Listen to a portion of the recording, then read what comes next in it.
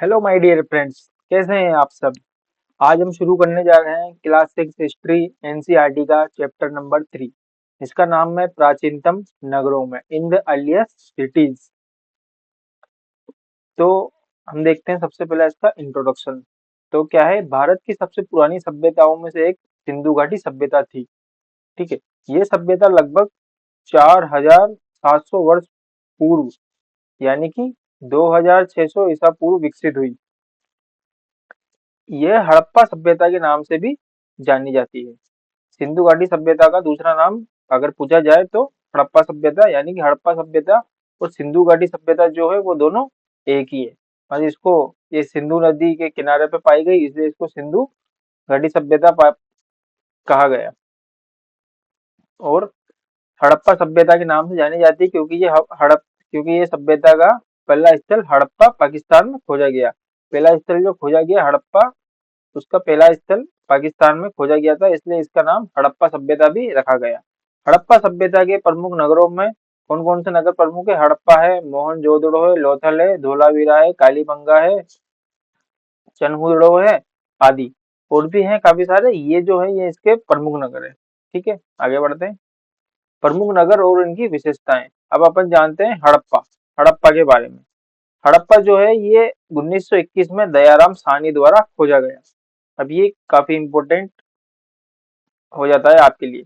अगर कभी पूछा जाए कि हड़प्पा सभ्यता की खोज किस वर्ष की गई, तो 1921 में की गई। और किसने की? तो ये की गई दयाराम साहनी द्वारा। ठीक है, ये याद रखना है। यहाँ दुर्ग, सीटाडेल सीटाडेल और निचला नगर की संरचना पाई गई। ठीक है, जैसे अभी अपन देखते हैं ना, काफी जगहों पे जैसे दुर्ग रहते हैं, किला जो रहता है वो ऊपर की तरफ पाया जाता है।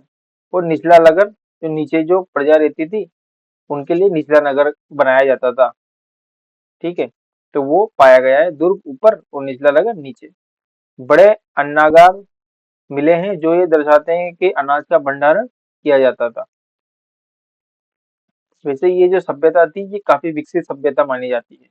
अब यहाँ पे उस समय देखो आप कि अन्नागार मिले हैं, यानी कि अनाज का भंडारण किया जाता था। ठीक है, जैसे अभी भी हमारे जो किसान भाई होते हैं वो काफी सारे अन्नागार बना के रखते हैं। तो वो क्या करते हैं, जैसे उन्होंने कुछ अनाज वगैरह उगाया तो उसको स्टोर करके रख लेते हैं। अब जैसे ही उसकी कीमत बढ़ेगी, ठीक है, तो वो अधिकतर लोग यही चाहते हैं कि जब हम उसको ज्यादा से ज्यादा दाम में बेचें। तो ये भी इस तरीके से ही किया करते थे। तो ये एक तरह से व्यापार हुआ करता था उस समय का। उसके बाद दूसरा जो है वो है मोहनजोदड़ो। मोहनजोदड़ो जो है ये 1922 में राखलदास बनर्जी द्वारा खोजा गया। ये भी याद रखना है। ठीक है, 1922 में खोजा गया। पहला जो हड़प्पा था वो 1921 में, और मोहनजोदड़ो जो है वो 1922 में राखलदास बनर्जी द्वारा खोजा गया।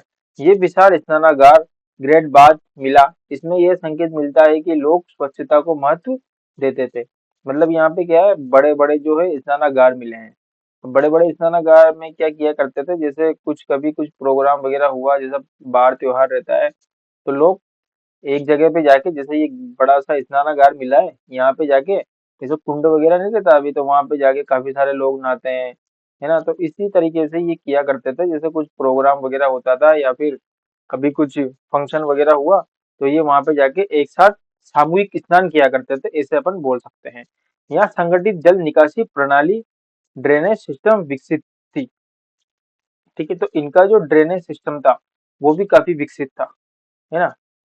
मतलब पानी जो वेस्टेज वाला जो पानी रहता था वो निकालने की इन्होंने अच्छी खासी व्यवस्था की हुई थी। ठीक है, उसके बाद है कालीबंगा। कालीबंगा ये राजस्थान में स्थित था। ये हल से जुते खेतों के प्रमाण मिल रहे हैं। अब ये क्वेश्चन काफी बार पूछा गया है, और आगे भी हो सकता है कि इसको घुमा फिरा के या डायरेक्ट पूछा जा सके कि जो मोहनजोदड़ो जो है, यहाँ पे सबसे पहले हल से हल से जुते खेतों के प्रमाण कहाँ पे मिले हैं? तो वो कहाँ पे मिले हैं? कालीबंगा में मिले हैं। ठीक है, ये याद रखना है। मिले हैं जो ये दर्शाते हैं कि यहाँ खेती होती थी। यहाँ अग्नि वेदिकाएं मिली हैं, जिससे ये साबित होता है कि लोग धार्मिक अनुष्ठान करते थे। ठीक है, अग्नि वेदिकाएं जैसे वो नहीं होता हवन कुंड, उस तरीके का मिला है। तो उस समय भी धार्मिक अनुष्ठान होते थे, पूजा पाठ का प्रचलन था। ठीक है, हवन वगैरह किए जाते थे। उसके बाद है लोथल। लोथल जो है ये गुजरात में स्थित था। आज का जो गुजरात है वहां पे स्थित था लोथल बंदरगाह। यह एक डॉकयार्ड बंदरगाह मिला है। ठीक है, यहाँ पे क्या था, बंदरगाह था। अभी भी जैसे गुजरात में काफी सारे बंदरगाह हैं, ऐसे मतलब बंदरगाह मिला है, इसका मतलब ये है कि वहां पे उस समय भी बंदरगाह के द्वारा व्यापार किया जाता था एक देश से दूसरे देश में। जो ये दर्शाता कि व्यापारिक गतिविधियां होती थी। यहाँ मनके और शिल्प निर्माण के प्रमाण मिले हैं। ठीक है, यहाँ पे मनके और शिल्प निर्माण के प्रमाण भी मिले हैं। उसके बाद है धोलावीरा। धोलावीरा जो है ये गुजरात में स्थित था। ये भी गुजरात में था, लोथल भी और धोलावीरा भी गुजरात में। यहाँ 3 भागों में विभाजित नगर मिला योजना मिली। एक तो था दुर्ग जो सबसे ऊपर था, उसके बाद मध्यम नगर जो बीच में था, उसके बाद निचला नगर जो सबसे नीचे था। यहाँ जल संरक्षण प्रणाली वाटर कंजर्वेशन सिस्टम विकसित थी। मतलब यहाँ पे क्या किया करते होंगे ये लोग पानी को एकत्रित किया करते थे। उसके लिए इन्होंने जल संरक्षण प्रणाली विकसित की हुई थी। उसके बाद सामाजिक और आर्थिक जीवन। इन लोगों का सामाजिक जीवन कैसा था, इन लोगों का आर्थिक जीवन कैसा था। कृषि और खाद्य उत्पादन। लोग गेहूं, जौ, चना, दालें, कपास आदि उगाते थे। ठीक है, तो ये प्रमाण मिले हैं इनके, इसीलिए ये बात इतने स्पष्टता के साथ बोली जा रही है कि गेहूं उगाते थे, जो चना भी उगाया, दालें और कपास, इनके प्रमाण मिले।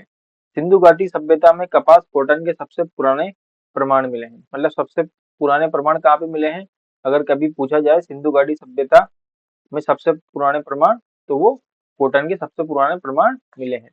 व्यापार और वाणिज्य। व्यापारिक संबंध मेसोपोटामिया जो आज का इराक है वहां पे स्थित थी मेसोपोटामिया सभ्यता।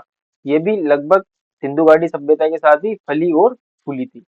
ईरान और अफगानिस्तान तक थे। ठीक है, मेसोपोटामिया जो है वो इराक में, ईरान और अफगानिस्तान तक थे। ये यहाँ तक हमारे व्यापारिक संबंध हुआ करते थे उस समय। सिंधु घाटी सभ्यता के जो संबंध है वो मेसोपोटामिया के साथ साथ ईरान और अफगानिस्तान में भी थे। मुद्रा का उपयोग नहीं था बल्कि वस्तु विनिमय प्रणाली चलती थी। वस्तु विनिमय प्रणाली क्या होती है, जैसे आपके पास गेहूं है, ठीक है, आपने बोला कि मेरे पास तो भैया गेहूं है, ये गेहूं है ना, और मेरे पास सब्जी है। तो आपने बोला कि मेरे पास गेहूं है तो तुम मेरे से गेहूं ले लो और मेरे को सब्जी दे दो। ठीक है, तो इनका जो रहता था, जैसे गेहूं ज्यादा महंगा है तो ये इन्होंने ऐसे मान लिया कि 2 कटोरी गेहूं मेरे को दे दो, आप मेरे से 4 कटोरी सब्जी ले लो। इस तरह की जो प्रणाली होती थी उस बोलते थे वस्तु विनिमय प्रणाली। उसके बाद शिल्प और उद्योग। लोग मिट्टी के बर्तन, कपड़े, धातु के औजार और गहने बनाते थे। उस समय के जो प्रमुख उद्योग मान सकते हैं अपन, तो वो थे मिट्टी के बर्तन बनाना। ठीक है, जो आज कल के बोला जाता है कि कमार जो लोग होते हैं वो मिट्टी के बर्तन बनाते हैं। ठीक है, कपड़े, धातु और औजार और गहने बनाते थे। ठीक है, उसके अलावा सुगड़, मिट्टी के बर्तन, तांबे और कांसे के औजार और मोहरें प्रसिद्ध थी। उस समय क्या क्या प्रसिद्ध था, एक बार और देख लो। सुगड़, मिट्टी के बर्तन, तांबे और खांसे के औजार और मोहरें, ये उस समय का प्रसिद्ध था। उसके अलावा नगरीय व्यवस्था में नगरों की व्यवस्थित थी सड़कें, जल निकास प्रणाली और कुएं थे। नगरों में क्या कहते, व्यवस्थित सड़कें थी, मतलब इनकी जो अधिकतर जो सड़कें देखी गई है वो 90 डिग्री के एंगल को काटती थी, अधिकतर, ना कि सारी। ठीक है, उसके अलावा जल निकास प्रणाली जो थी इनकी वो काफी अच्छी थी और कुएं भी वहां पे देखने को मिले हैं। घरों में ईंटों का निर्माण, सॉरी ये थोड़ा सा शायद गलत हो गया, घरों में ईंटों का निर्माण नहीं, घर जो थे वो ईंटों द्वारा बनाए जाते थे। ठीक है, उसके अलावा धार्मिक और सांस्कृतिक जीवन। सिंधु घाटी सभ्यता के लोग मातृ देवी की पूजा करते थे। ठीक है, ये एक देवी की पूजा करते थे। पशुपति महादेव की मूर्ति मिली है जिससे ये संकेत मिलता है कि शिव जी की पूजा का आरंभ हो चुका था। कब से, सिंधु घाटी सभ्यता में शिव जी की पूजा का भी आरंभ हो चुका था। वैसे ये मातृ देवी की पूजा किया करते थे। लोग पेड़ पौधों और पशुओं की भी पूजा करते थे।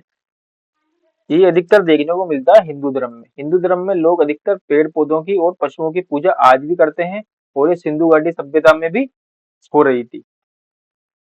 उसके अलावा लिपि और भाषा। तो सिंधु घाटी सभ्यता की लिपि अभी तक पूरी तरह पढ़ी नहीं जा सकी है। ठीक है।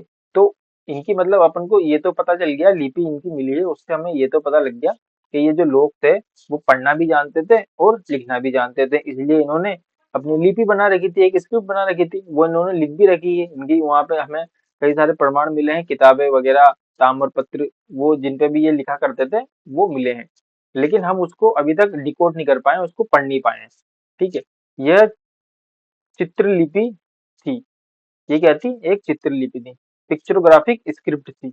मतलब ये क्या करते थे, जैसे जैसे अपन ने ए को अनार जैसा हमने रहता है ना, ऐसे अनार, अब अनार को अपन ने डिनोट कर दिया, किसी टाइगर से डिनोट कर दिया। ठीक है। इस तरीके से ये क्या है, चित्रलिपि थी इनकी स्क्रिप्ट। ठीक है। उसके अलावा अब हम सोच जानते हैं इनके पतन के कारण, कि जब ये सभ्यता इतनी अच्छी थी, इतनी विकसित थी, तो फिर इनका पतन क्यों हुआ? तो मतलब इसका कुछ एक तथ्य तो नहीं दिया जा सकता कि ये इसकी वजह से ही हुआ होगा, लेकिन कुछ अनुमान लगाए जा सकते हैं। ठीक है। जैसे कि जलवायु परिवर्तन, एक क्लाइमेट चेंज जो है वो माना जा सकता है, कि नदियों का मार्ग बदला। ठीक है। जैसे नदियां, अब ये सिंधु घाटी सभ्यता के किनारे, मतलब सिंधु घाटी सभ्यता जो है वो सिंधु नदी के किनारे पे थी। अब क्या हुआ, जैसे कई सारी ये सभ्यता जहाँ जहाँ विकसित हुई, नदी के किनारे पे विकसित हुई। अब अगर नदियों का मार्ग बदला, तो उससे क्या हुआ, इनको वहां पे पानी नहीं मिला। अब पानी तो अपने जीवन का एक आवश्यक तत्व है। अब इनको पानी नहीं मिला, तो हो सकता है इन्होंने अपने जो घर बार थे वो वहां से छोड़ के ये दूसरी जगह जहाँ पे इनको पानी मिला वहां पे शिफ्ट हो गए हों। ठीक है। एक कारण ये मान सकते हैं। दूसरा था बाढ़ और प्राकृतिक आपदाएं। सिंधु नदी में बार बार बाढ़ आने से नगर नष्ट हो गए।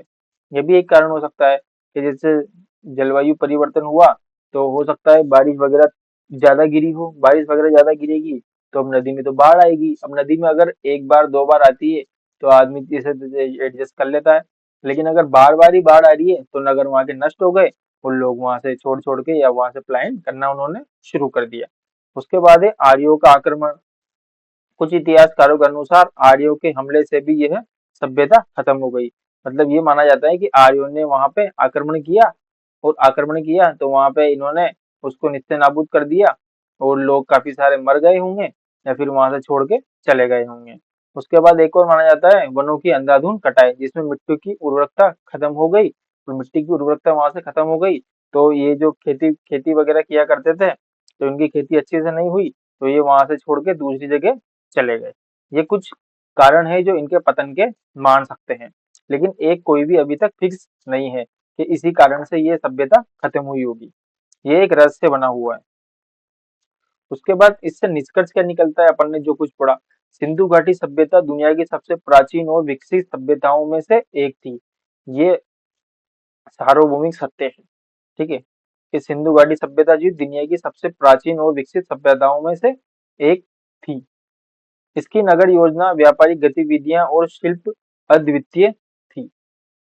हालांकि यह सभ्यता 1900 ईसा पूर्व के आसपास समाप्त हो गई, लेकिन इसकी उपलब्धियां आज भी इतिहासकारों के लिए शोध का विषय है। आज भी काफी सारे शोध चल रहे हैं इसके ऊपर, काफी सारी चीजें हैं जो आज भी वैज्ञानिकों को और इतिहासकारों को समझ में नहीं आई है, तो उसके ऊपर शोध चल रहा है। अब महत्वपूर्ण बिंदु अपन कुछ देख लेते हैं। सिंधु घाटी सभ्यता के प्रमुख नगरों के नाम और उनकी विशेषताएं। ठीक है। ये आपको वीडियो में जितने भी क्वेश्चन यहाँ पे महत्वपूर्ण बिंदु या क्वेश्चन मान सकते हैं जो दिए गए हैं, ये आपको नोट करने हैं, है ना, इंपॉर्टेंट है ये एग्जाम के लिए। तो सिंधु घाटी सभ्यता के प्रमुख नगरों के नाम और उनकी विशेषताएं आपको याद करनी है, लिख के रखनी है, एग्जाम देने जाने से पहले जरूर पढ़ के जाना है। इस सभ्यता के सामाजिक, आर्थिक और धार्मिक विशेषताएं ये भी इम्पोर्टेंट है। उसके अलावा इस सभ्यता के पतन के प्रमुख कारण, है ना, प्रमुख कारण जो अभी मैंने लेटेस्ट बताया आपको, वो आपको ध्यान में रखना है। इसकी तुलना अन्य प्राचीन सभ्यताओं मेसोपोटामिया और मिस्र से की जा सकती है। वो किस तरीके से की जा सकती है वो भी आपको याद रखना है। ठीक है। ठीक है। तो मैं इस वीडियो को यहीं पे खत्म करना चाहूंगा। जय हिंद, जय भारत।